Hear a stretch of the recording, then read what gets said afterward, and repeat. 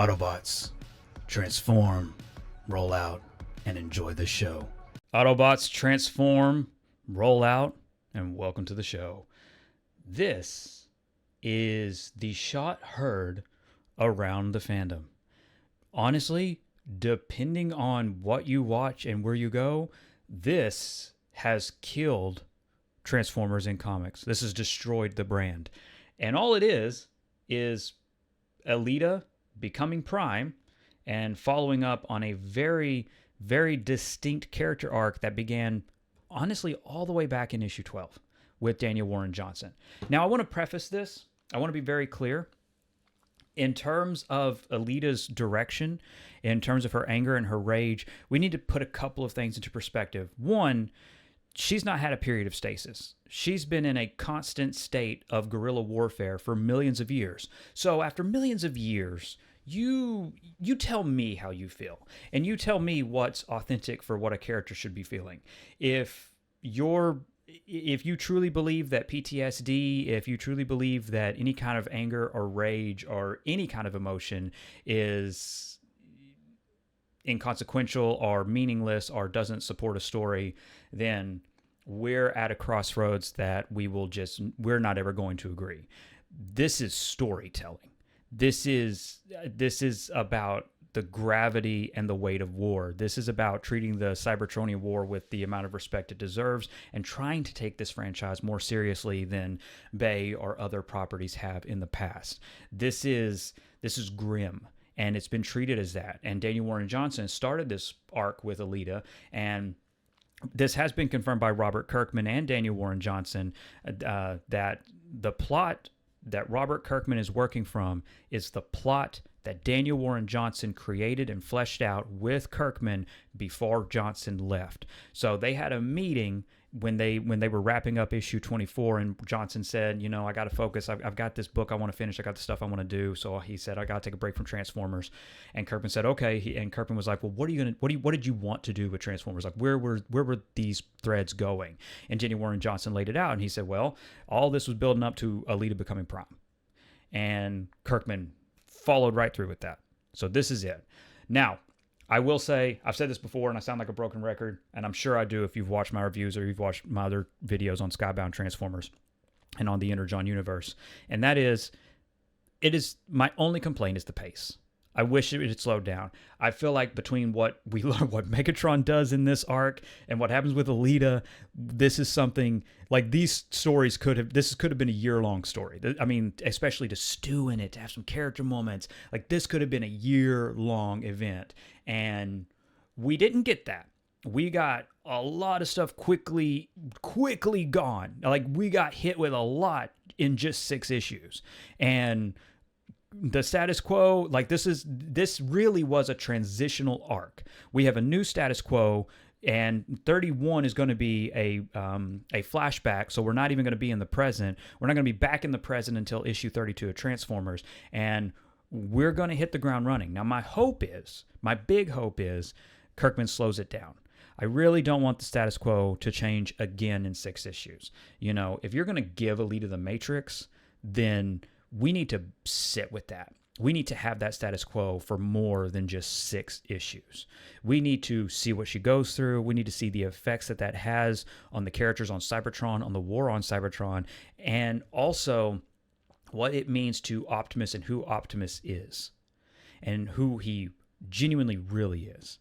And that's what I'm really excited for. There's so much story potential here. So, and I'm going to be honest with you. Just based on the Outrage and based off some of the videos that I've been sent asking me my opinion on Elita Prime and all this stuff and some of the TikToks I've seen, it really does feel fake. Yeah, I'm going to be honest with you. It feels fake. And then to talk to people, they haven't even read the issue. They heard someone say, this is terrible, I'm not reading Skybound Transformers anymore. They heard someone say it online, and now they're not even picking it up to look at it themselves. And again, yeah, I feel like the pace was bad.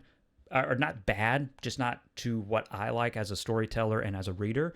But the decision to do this was laid all the way in issue 12. How is this out of character? I mean, you have to have not read any of Elita's earlier appearances in this comic. You have to have not read any of it to say that this is out of character. Her anger, her rage, her, self-righteousness, this is all coming from a place of pure desperation and anger that their home is being, utterly destroyed. This is, again, this is just, these are, this is just like Palestine. This is what people are going through, and you want them to be happy-go-lucky. I don't know what people want. I don't know.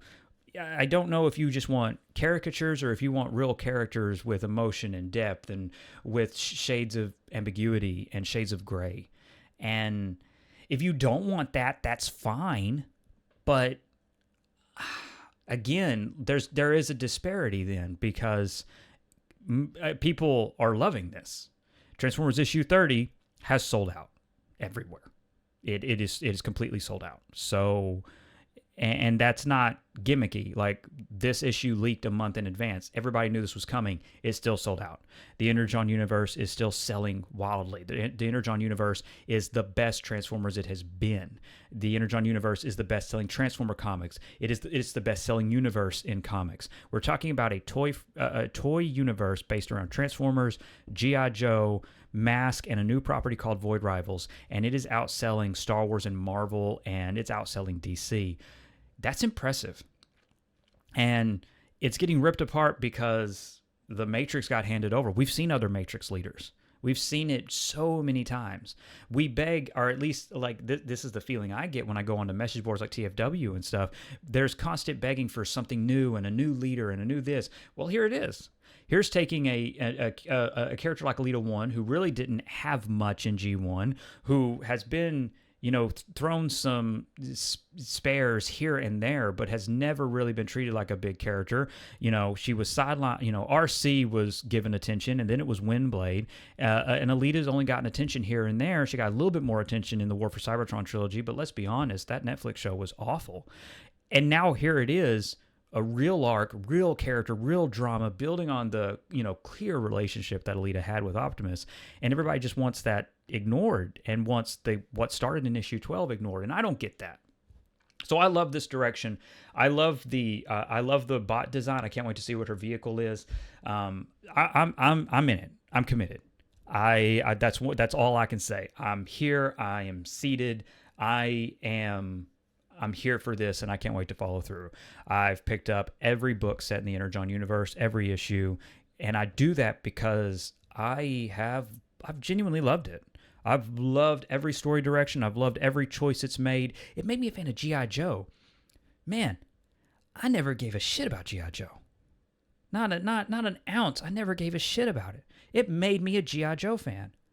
Bravo. That's a big thing. Void Rivals.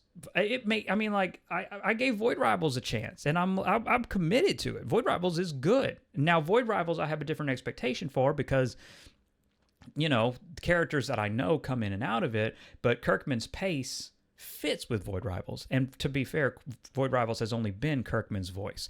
With Transformers, it was a little jarring to go from Johnson to Kirkman because they do approach story and script writing differently. And again, like I say, my only thing is, I wish Kirkman would slow down. I wish he'd just, pull it back.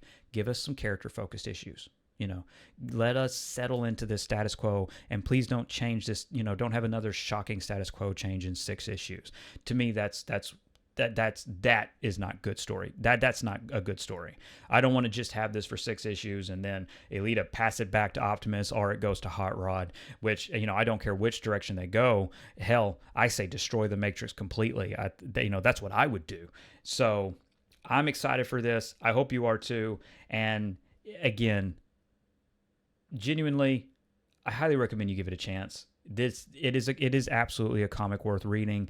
If you've been following this series and you didn't pick this up just because you heard something that's only a half truth and that is said to make you comment and to get a reaction, take a step back, go pick it up. Like, if you've been following it already, seriously, go pick it up and give it a chance. It's a good issue. Does it move quickly? 100%. It moves fast, but the story it's telling has potential, and the direction it's going in is really, really exciting. So anyway, thank you for watching. Consider liking the video. Consider subscribing if you're new. And hey, even share it around. Above all else, remember, till all are one.